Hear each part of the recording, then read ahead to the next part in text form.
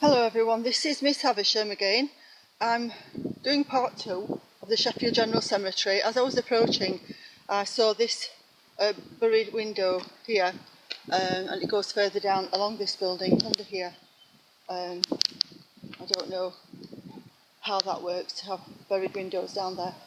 However, this is the approach to Cemetery Avenue. Now, Cemetery Avenue did have the obelisks. It had obelisks all the way down on the approach, and that's where the carriage would have passed through. There were no houses back then in 1836 when this burial ground was opened. This is the Lion Gate, and there were actually lions above there, as the name suggests. However, there aren't any lions there now, so I don't know what happened to the lions. This approach is over the River Porter, and this would symbolise the passage of the dead person over the River Styx down into the underworld. So that's the River Porter.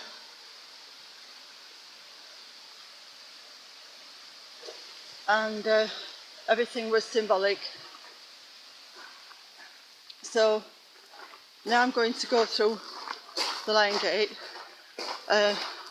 This gatehouse was the residence of the sexton and the gravedigger at the time. However, it is now a gift shop, as is usually the case. So these urns will have been taken off graves. Quite good examples, actually. Many monuments have now been broken or stolen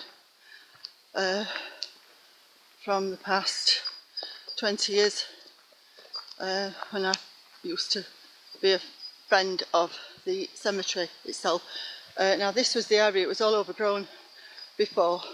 They've cut the grass, but this area was where they used to bury the suicides, as they had to be in a separate area from other people.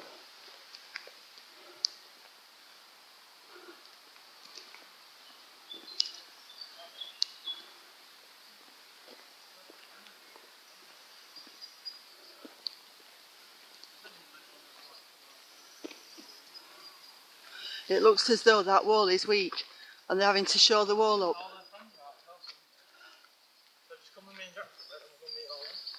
It does go up very high.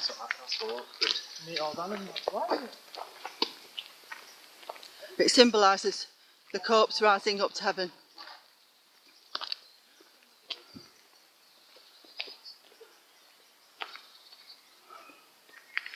Now under there you can see the doorways, the pylon doorways, and that is where the catacombs are. That's the catacombs, but you can't get into there. That's all fenced off, and the walls have been shored up, so it must be getting pretty weak. These were also catacombs. These here, all bricked up. Apparently they weren't very popular, but I wonder if that is another story for just saying, well, they're now bricked up and you can't go inside. A lot of other old burial grounds, they did use the catacombs, and there were a lot of burials in them, and you can still see inside, and some of them do guided tours, but however these have all been bricked up, as you can see.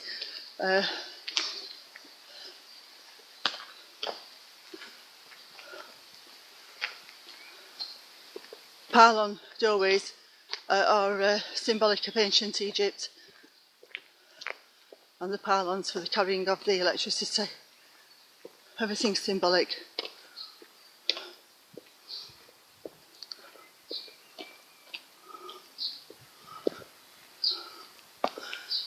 Can't even go up those steps now.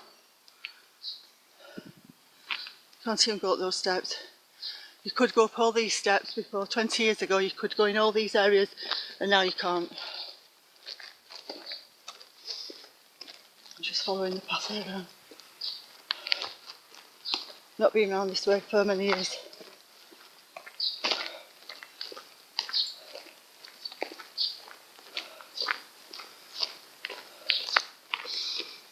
All the sacred evergreens, all symbolic.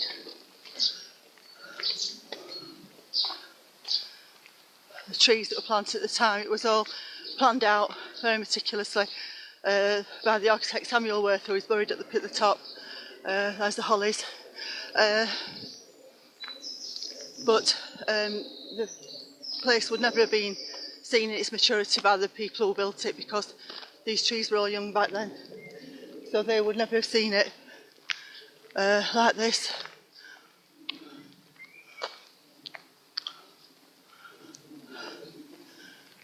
Now, this side had a dividing wall, which was called the Dissenters' Wall, and that was because that divided the two separate burial areas. One was the non-conformists, which is the side I did last time in part one, and then it was decided that they needed an Anglican part, and so they built the Anglican church. Well, I think it was already there due to its architecture and the old Norman king and queen faces on the arch windows. I believe that was already there, but they just basically restored it and called it the Anglican chapel or church, and that was for the Anglican people. Now this side would have been the Anglican Graveyard, which was all bulldozed in the 1970s by the council. They decided that as it wasn't being used anymore for burials, it should all be bulldozed, and all the monuments were bulldozed and crushed to pieces. I don't want to get anyone on the film, so that's why I'm turning the camera away.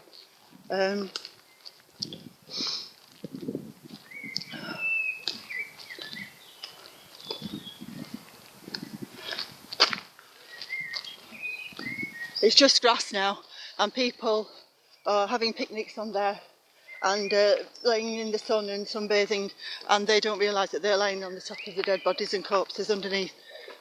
I'm sure many people don't realise that as it was turned into a park area, people don't realise that that's what is there. Now, I've no idea what this is here. I haven't seen this before.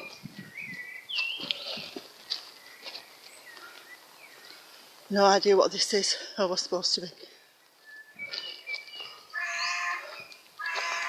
Very strange. It's a chair.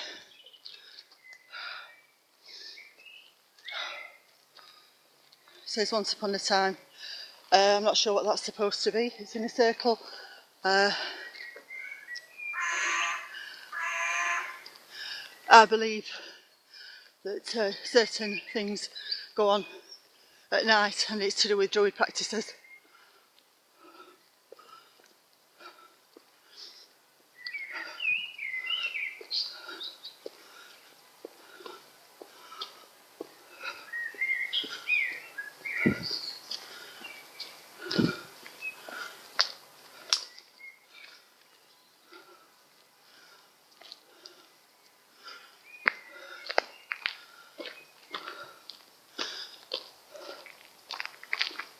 There's still some of these monuments standing that are on the Anglican side, but most of them were bulldozed in the 1970s.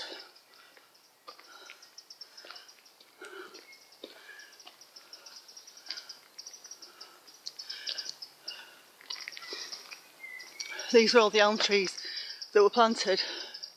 It was called Elm Oak because it was funded by the Bishop of Sheffield.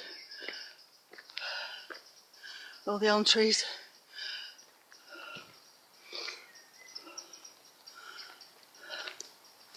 I know a lot of these were more ornate as well in the past, and a lot of where they had angels on top, the angels have now been stolen.